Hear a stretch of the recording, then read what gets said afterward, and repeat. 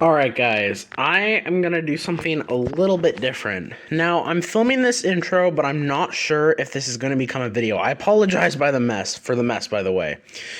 I just finished a recent hunt. But I got these two boxes from my local Chase, and they're already opened, and both of them have all customer wrap rolls in them. All the pennies obviously are like this, and then all the nickels are all custom wrapped as well. Same type of wrapper. They're all actually in this type of wrapper.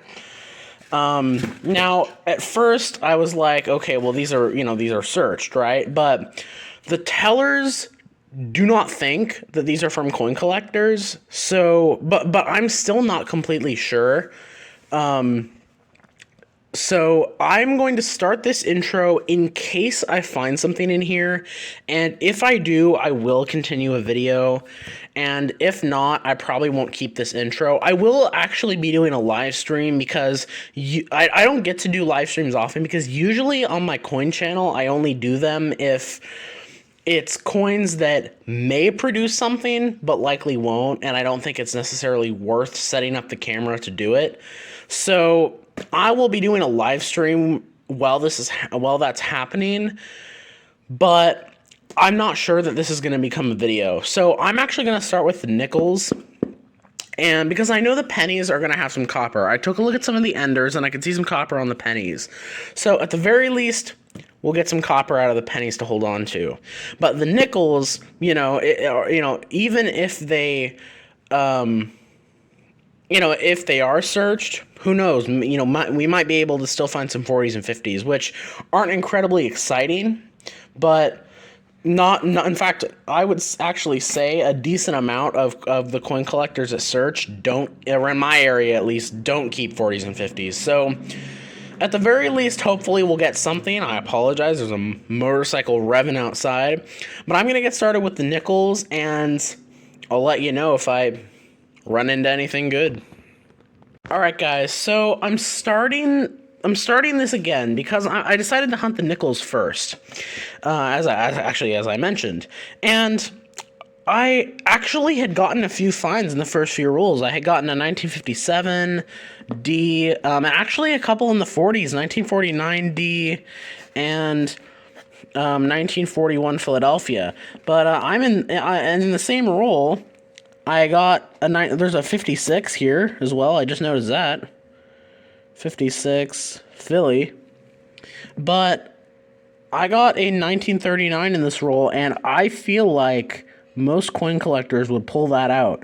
It's just a Philly, but I'm only doing this little clip just in case we do get something in here. So let's see, but that's already kind of cool. Alright, I'm filming again because we got another good find. In one of the previous rolls, there was a 59D, but on the end, as an ender, we got a semi-key date, 1949S. And I guess maybe if someone hunted this, they might not know about semi-key dates, but I feel like most do. So that's a pretty good find, and let's just check.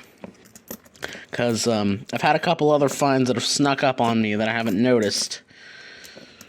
Of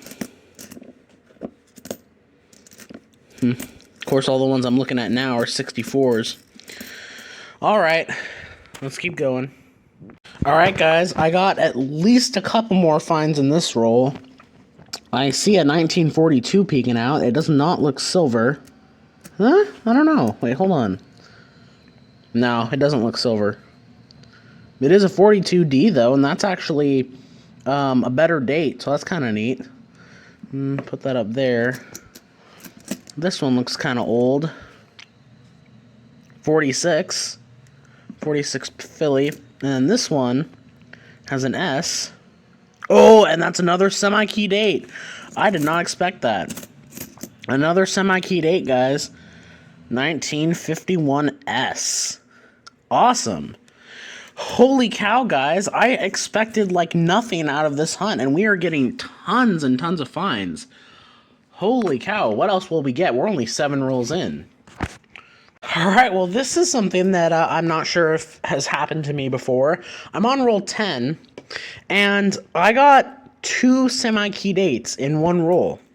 This one was sitting reverse like that. Saw it was a San Francisco, another 1949. And I saw this 1951. I bet you can guess where it's going, 51S. So, you know, I guess it's possible that this box was hunted, and whoever hunted it just, you know, strictly cared about silver and buffaloes. Who knows? But either way, I expected nothing. So I'm happy that, maybe this means I should put a little more trust in the tellers because they clearly know what they're talking about. So let's keep going. Not to mention, we're only 10 rolls in, and obviously it's, you know, for a box, it's not, you know, even a bank-sealed box, it's not uncommon to not get a buffalo or silver in the first 10 rolls, so that's something else to keep in mind. Alright, well, I'm starting to get the impression that these nickel rolls are definitely not searched, because, I found a few more finds, and, typically, I'd bring you in for another 51S semi-keyed 8, but I had set it aside only because I wasn't sure if I was going to get a bunch of them. I had also gotten a few more 40s along the way. 47 Philly. Let me just organize them real quick here. 41, 42, 41, 42, 46, 47. And we also have another new year in the 40s, 1948, Philly. Actually thought it would be an S, considering the other finds we got. But we got 2 finds in this roll, the lesser of which, 56, D. Sorry, guys. And then look at this, guys. We got a first year Jefferson. Will it have a mint mark? No. 38 Philadelphia. But that is a first-year Jefferson nickel, and I don't find these too often. So I will take it. That is awesome. And I don't know, for some reason I like finding these just as much as when I find like silver. I don't know why, but for some reason finding the 38s is just cool for me. So I will take it. Let's keep going. All right, well, man, very next roll. And look at that. Another 1938. Another Philly. But that is 2 1938 Jefferson nickels. And I don't know if that's ever happened. I don't know if I've ever found more than one in a hunt before. That one looks old. A 1939. Holy cow, 1939 Philly. Second one of those. Wow, that's a really nice 1961. So that to the side. Any others in here? I don't see any, but holy cow, guys. That is crazy. Alright, now I finished that $100 in nickels, and I will say I did get a few more good finds, but I decided to finish the box because I was also hunting the pennies too, and because the nickels did provide stuff, and I was hunting another box in case the pennies produced a lot of finds, I wanted to go kind of quickly, but I added a lot more finds to the board. I have a few that are more special that I set aside, but I've continuously added to the board here. Like I've gotten, I think, another from 59, one actually decent condition, 58p. I got my, it's kind of funny, I've gotten so many semi-key dates, and the one 1955 we get is a Denver, of course. But I guess that's not too unexpected. I think there's like I got one more 54, maybe another 49, another 46. I know we got another 42D, which was kind of cool, right there. And had gotten 3 from 1940. As well, maybe another from 41. We also added a few nicer Jefferson nickels from 61 and 62. This one we had gotten earlier in the box as well. It's a very odd toned 76. It's strange. It looks dirty, but it almost looks like it's been polished on top of that dirt. I'm not sure what's going on with it.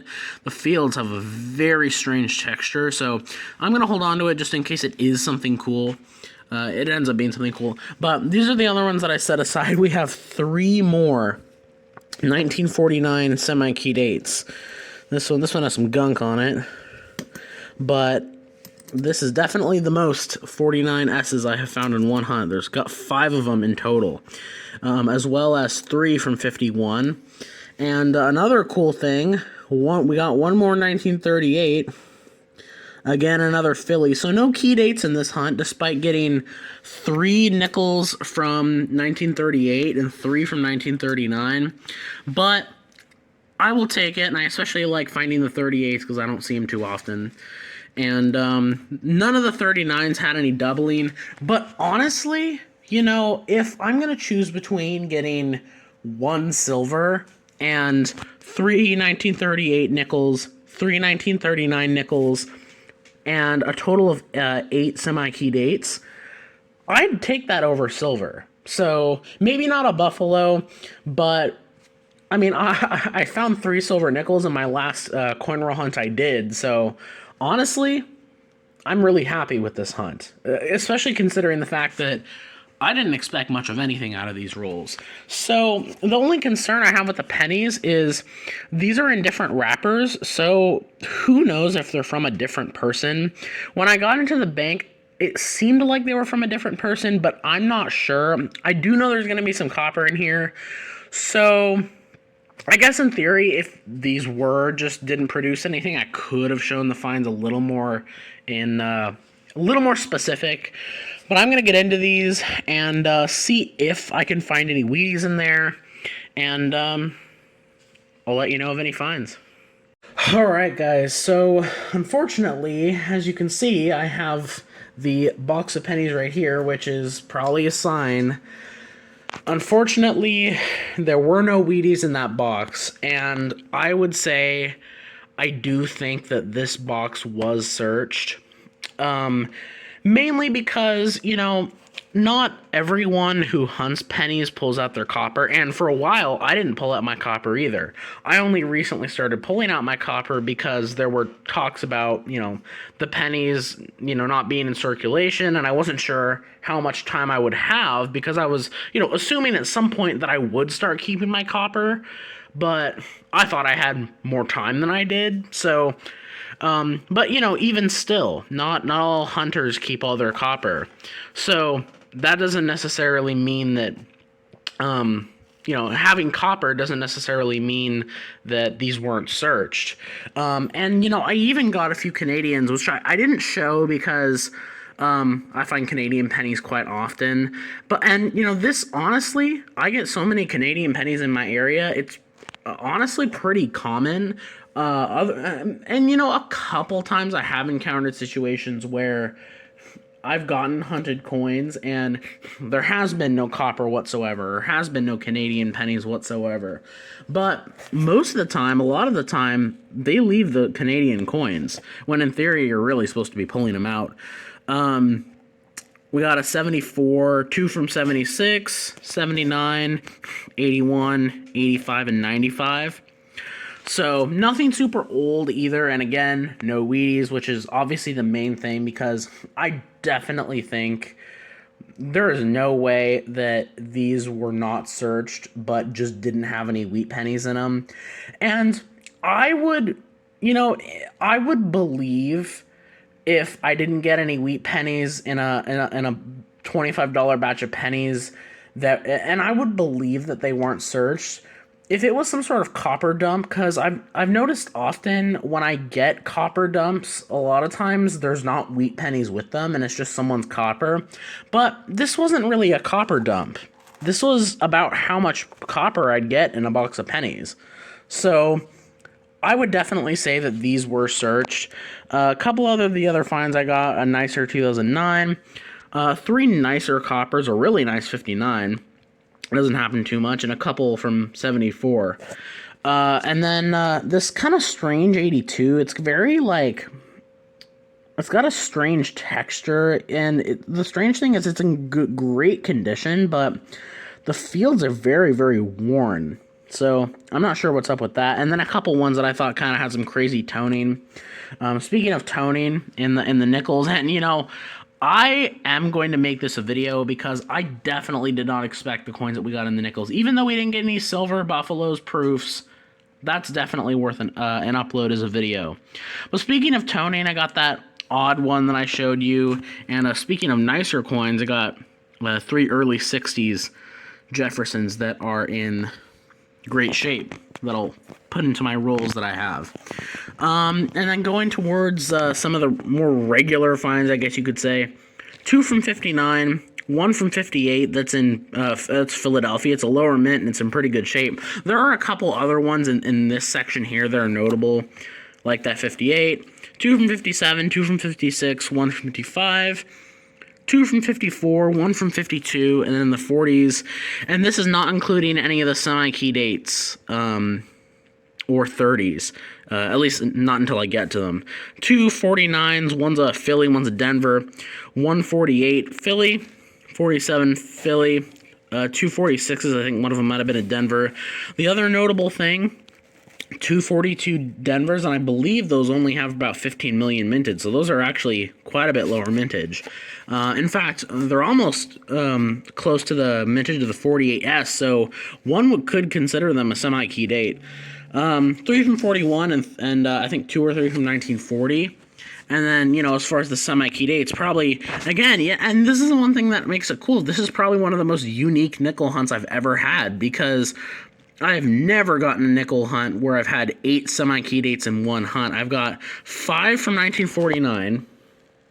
Obviously, semi-key dates being 1949S.